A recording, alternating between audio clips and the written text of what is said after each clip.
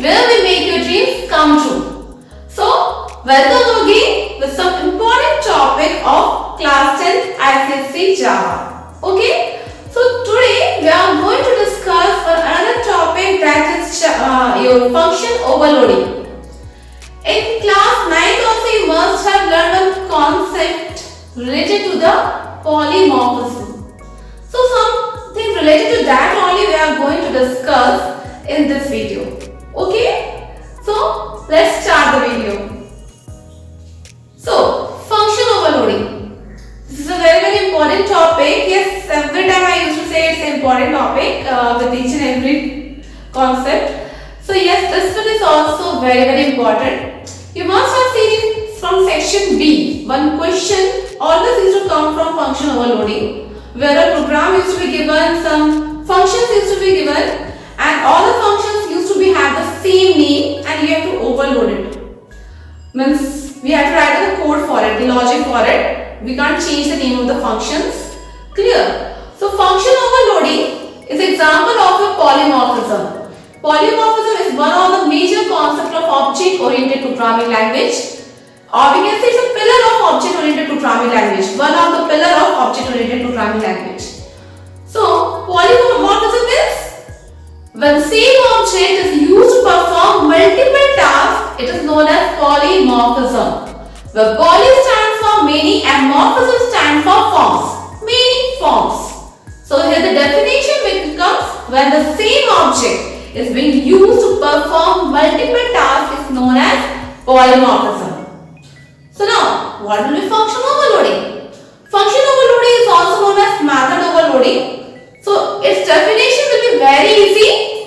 When the same function name is used to perform multiple tasks, it is known as function overloading, or we can say method overloading. Okay? So method overloading is very useful feature, where you can use the same function name for performing multiple tasks. You don't have to memorize the multiple names. But as we are using the same names, so ultimately it will be difficult for the compiler to recognize the function with the same name. So here we have to give them some uniqueness. Means each and every function's name will be same, but they will be different from each other in some aspect for creating the uniqueness. Otherwise, the compiler will get confused at which function the compiler needs to execute while calling. Okay? So, we will discuss the different ways of function overloading also with proper example. And after the discussion, we will also discuss some questions based over the following chapter. Okay? So, let's start. So, first thing about function overloading is its definition, that when the same function name or the same method name is being used to perform multiple tasks, which is known as function overloading or method overloading. Now let's take one practical example, like one function is there, add. The name of the function is add. Now with the help of the add function, I am performing addition, subtraction, multiplication, concatenation, etc. But the name of the function is same, add.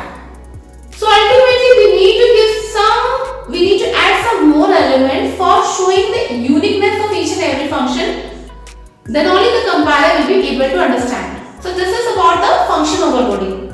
So first is we need to memorize the definition, and then the different ways through which we can do the method overloading, or we can say function overloading. So here we go.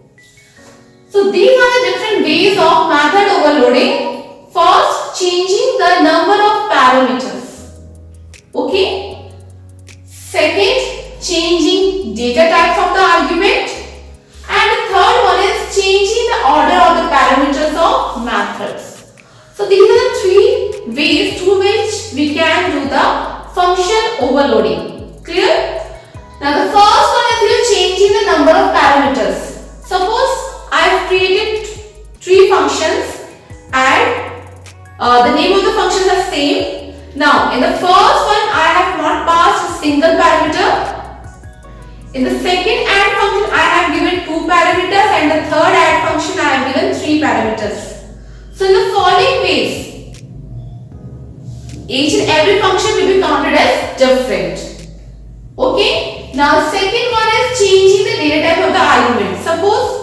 Again we are having suppose three functions with the same name add. In the first one I have passed, in three of them I have passed two parameters. In the first function, second function, third function I have passed two parameters in each.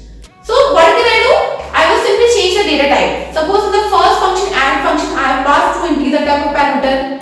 In the second one I have passed two fractional values. In the third one I have passed the combination of integer and double. So the following way also I can distinguish the compiler and distinguish the function.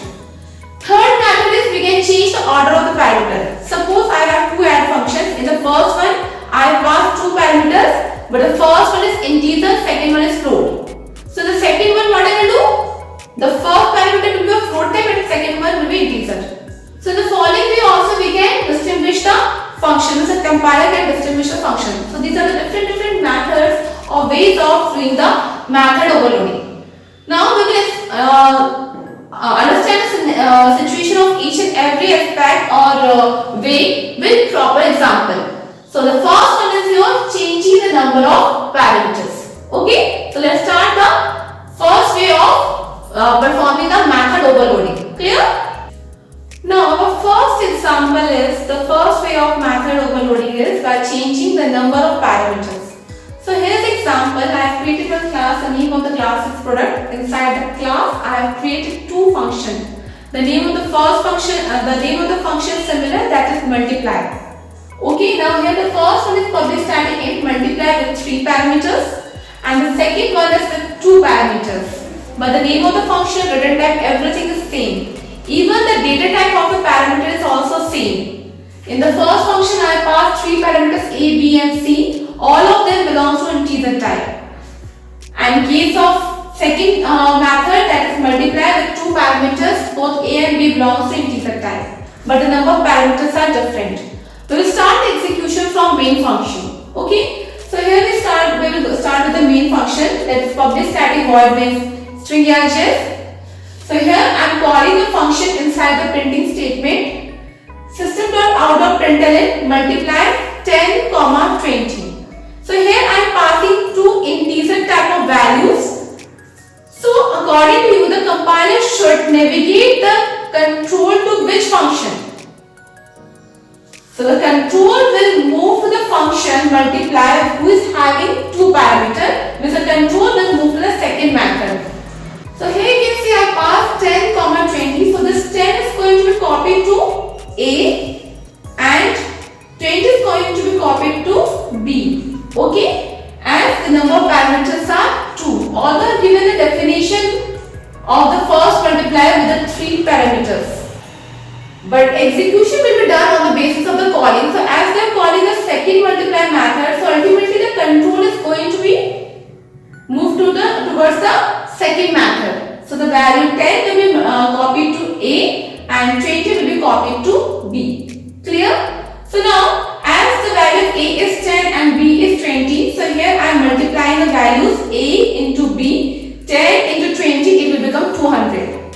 As the function is return type is int, so ultimately it will use the return keyword. So here I am returning the value of the prod because inside this variable we are holding the result. And whenever we are calling the function which are returning any value, in that scenario we have to call it and we have to return some value. Either you can use this method which directly call the function inside the main function, or the second method is you can take the help of the another variable, another resultant variable, like inside the main function you can give int r equals to multiply 10, 20. In the following way also you can call the function and then you can print the value of the variable inside the main function, inside the printing statement. Okay. So the first execution is over. The first statement system.out.println multiply 10, 20 is going to return 200 because 10 into 20 will be 200. Clear? Now after returning the value, now the control will move to the next statement of main function, which is written system.out.println multiply 10, 20, 30. So now the control will move to the which function? The first function which is having three parameters. with three parameters like int a, comma, int b, comma, int c. So here the first parameter, the first actual argument is going to be copied to the variable a, then 20 is going to be copied to b, and 30 is going to be copied to c. So the value of a will become 10, then b will become 20, and c will become 30. So now here also we are finding the product a into b into c. So it will be 6000. Okay, because 10 into 20 into 30 will be 6000. So it will be returning 6000. So the return statement, again we will use a return statement. Why? Because the function is returning an integer type of value. So ultimately there is a requirement of the return keyword. So in the return statement we use to specify the value which we want to return from the function. So as we want to return the product, so that's why I return then the variable which is holding the product of the three integer value. Clear? So now it will return the result and will print 6000. So in the following way we will give the definition by changing the number of parameters in case of function overloading. So in this function you have noticed that the access specifier is same, the modifier is same, the return type is same, the name of the function is same, the type of the parameter is also same, just the number of parameters are different. And on the basis of the number of parameters they are being distinguished from each other. Okay, so in the following way we can give the definition of the function overloading. Clear? So as in the previous code I made the functions as a static function. So there we don't need an object to call them. So I will just remove the static function from the following code, and otherwise the entire coding, the class name, or everything is similar. The definition is similar. Just from the function names I have removed the static keyword. So let's start the execution from the main function. So we know that from calling the non-static function we need an object. Okay. So here first thing we need to do is we need to create the object. Product obj equals to new product. The syntax we already know that class name then object name equals to new then again class name. But the first product will be counted as a class name and the second product with bracket will be counted as a constructor, which is used for initializing the object. And use the operator which is used for creating the object and allocating memory for the object. And the name of the object is obj. So I hope the first line is clear to you. Now we are calling the function inside the printing statement. I have written obj.multiply with two parameters 15, 2. This time I have changed the values of the parameters. So as we can see that only two parameters are there. So the control will move to the definition of the function which is having two parameters of integer type. So we can see that it will move to the second function public int multiply with two parameters, and here the value of a will be 15 and b will be 2. Now 15 into 2 will be 30. So the result will be 30 as per the first statement.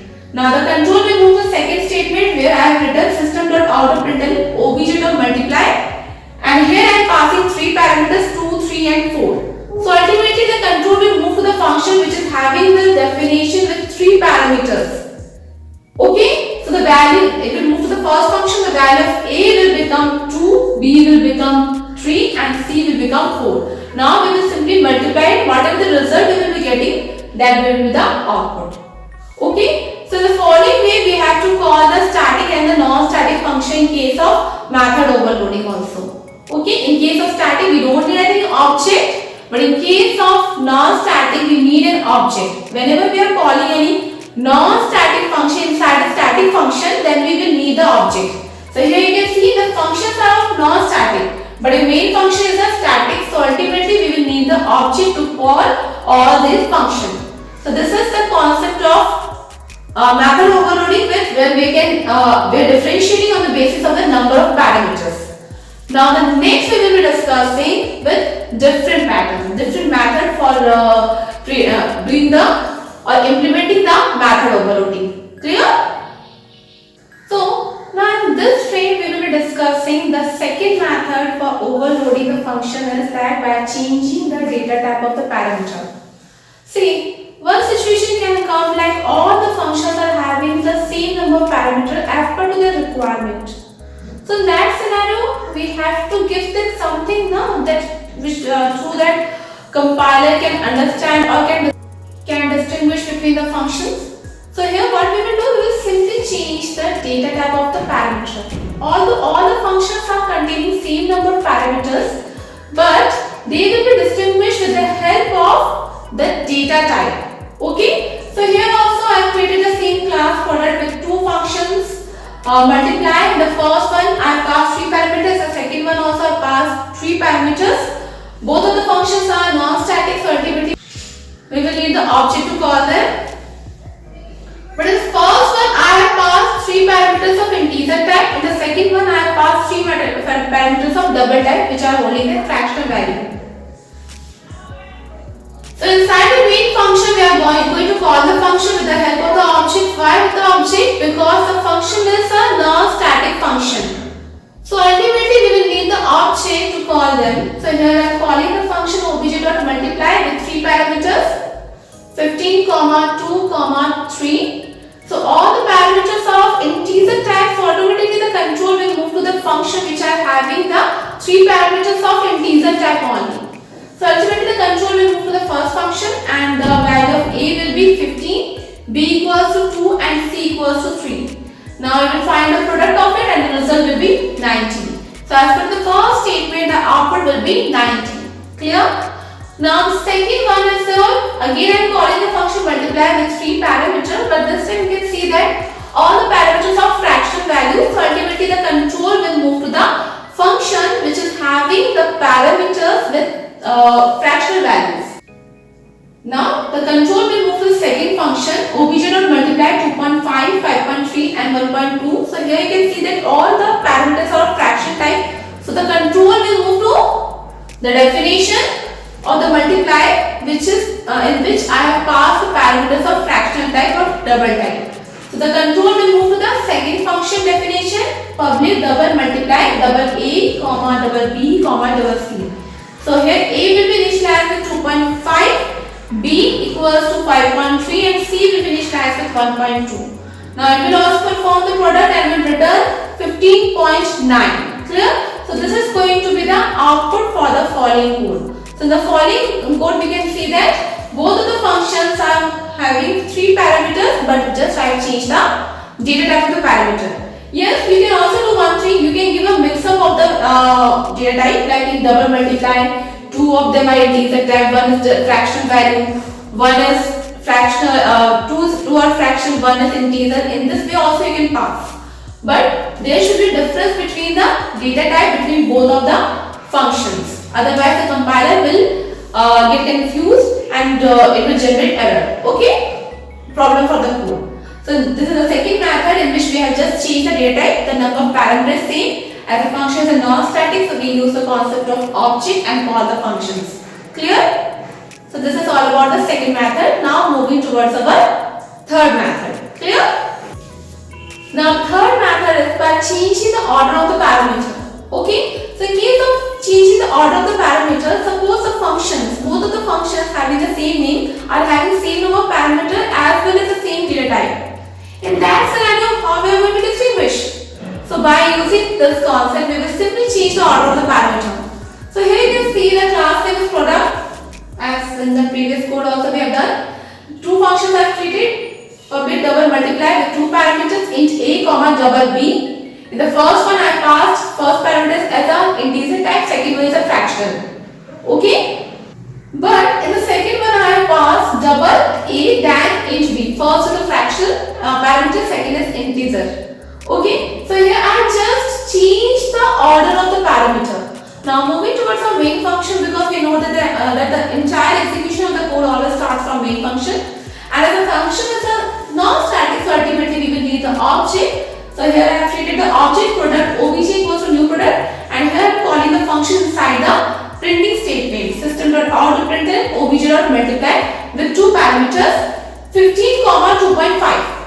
So here the first one is the integer type of parameter, second one is the fractional. So automatically the control will move to the parameter in which I have given the definition. First parameter is as an integer type and second one is a fractional. So here we go, you can see that the control will move to the first function and a will be copied with 15 and b will be copied with 2.5. Then it will find the product and will return the result according to that.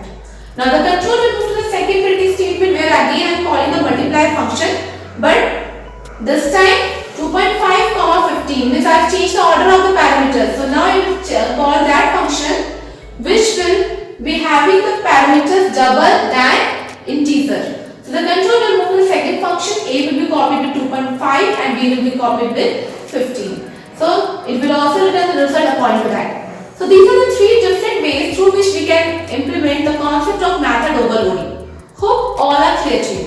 Okay?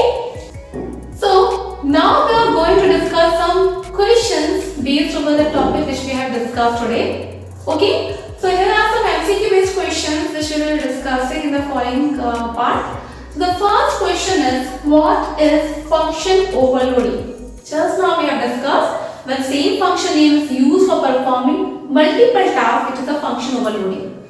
So the first option is redefining a function with different data type. So no. Defining multiple functions with the same name? Yes. Same name is being used for performing multiple tasks. Third, overriding is just a different concept. And fourth, defining multiple functions with the same name and same parameter. So no. If they are having the same name and same parameter, then there should be some distinguishing will be there. So that is the way of method overloading. And here it will be what is the definition of the function overloading. So the option will be option B. Clear? Now moving towards our next question, that is, which of the following is not a valid? Is not a valid. I am asking what? Not a valid condition for function overloading. Okay, so we have discussed now that what are the conditions we need to fulfill for performing function overloading. So let's understand different number of parameters. So no, there should be different number of parameters. So this cannot be the answer. Different order of parameter, that cannot be the answer. Different return type. Yes, this is the answer. If the function name is same, the parameter list is same, the data type is same, and just the return type is different. So in that scenario, the compiler will not able to understand the function, which function we are calling. So just having a different data type or return type doesn't give any kind of uniqueness to the function. Okay, so the option will be option C. Clear?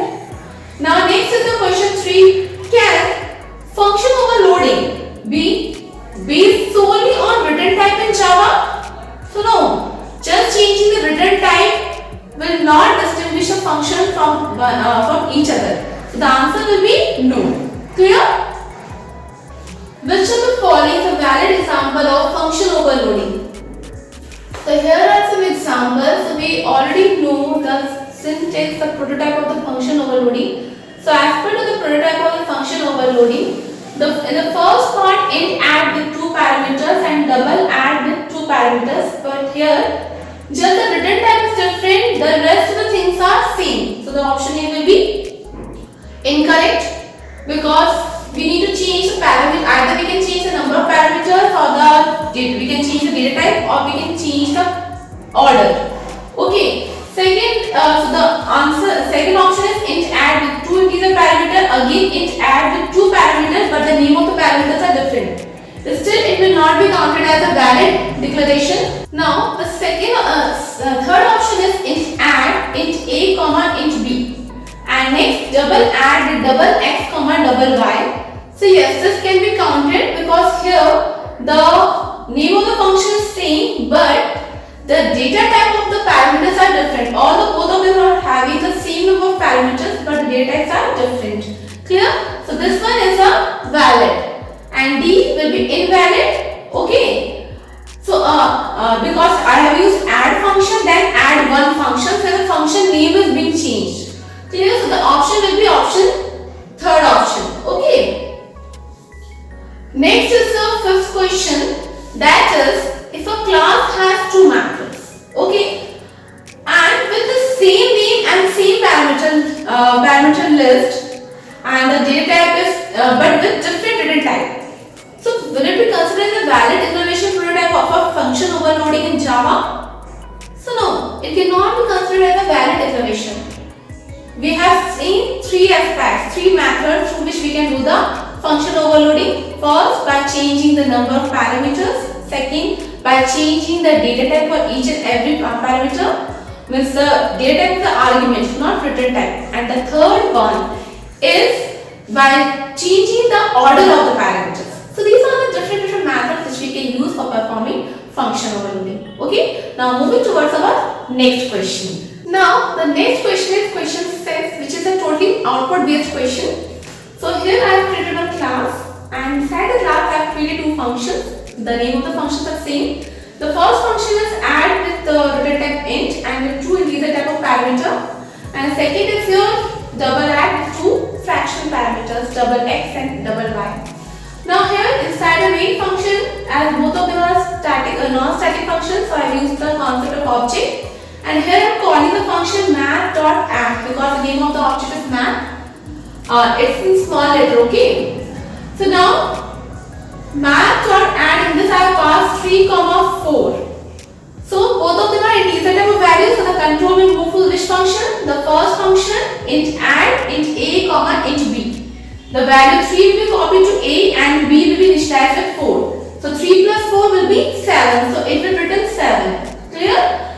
Now next is math.add, and this time I am calling with two fraction values 2.5 and 3.5. Clear?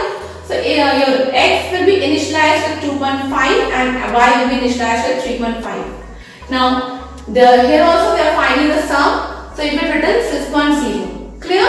So now here are the list of the options are there. So we have already got the answer. So according to the output, the answer will be A, the first option. Now the next question is question number 7. Again one output based question. Here I have created one class print data. In this I have created two functions of same name, that is print one function. Now here in the first function I passed one parameter, in the second one also I passed one parameter. But in the first function I have passed string type of parameter, in the second one I passed an integer type of parameter. So here the execution will start from main function. Where I need the object to call the function. So I have created an object, and with the help of the object I am calling the function, but this time passing hello, which is a string value. So the control will move to the print one with string message as a parameter. So it will print message colon, then the message is hello. As we have used print ln statement, so the control will move to the next line after printing the message. So first will be message hello. Second, we are calling the second function because we are passing a numeric value, so the control will move to the second function, print one int value, and value will be initialized with 42. So it will print value is to 42. So the output will be your message colon hello and value colon 42. So as per to the output, the answer will be option A. Clear? Now the next question is question 8, that is assertion reason based question. So the assertion that the function overloading allows defining multiple functions with the same name but different parameter. So yes, the assertion is correct. The function will be having the same name but the parameters will vary. And reason given as Java uses the number and types of parameter to distinguish between the overloaded function during the compilation. It checks whether if the number of parameters are same, then they should be different in case of the type or in case of the order. Okay, so here the assertion and reason both are correct, and reason is a correct explanation of assertion. So the answer will be A. Okay. Now the next question is question number 9, which is also assertion reason based question. So the assertion is that in function overloading two methods, suppose that two methods are there with the same name and parameters but different return type are considered overloaded. So no, if the function name is same and the parameter list is also same, although the return type is different, it cannot be considered as overloaded. Now the reason is given Java considers only the method signature, that is name and parameter, and not the return type with differentiating between the overloaded function. So here the reason is a correct explanation of the assertion. Okay, so the assertion is wrong but the reason is true. Clear? Now moving towards our last question, that is question number 10, which is also assertion and reason based question.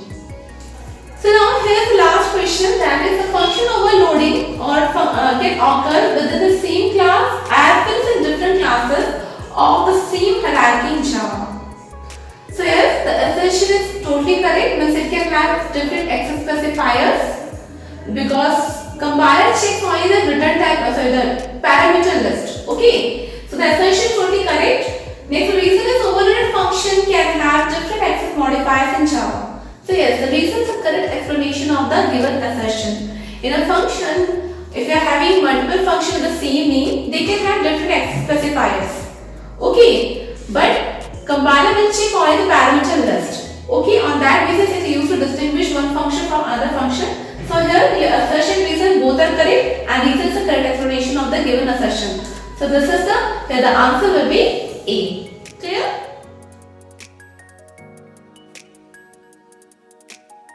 So I hope that all the concepts which we have discussed in this video as well as the questions, pattern of questions are clear to you. But in case if you have any doubt, you are having a comment section. In the comment section you can write down your comment and I will clear your doubts. Okay? So for now, if you like the video, please do like, share and subscribe our YouTube channel. Okay? Then bye and see you in the next video.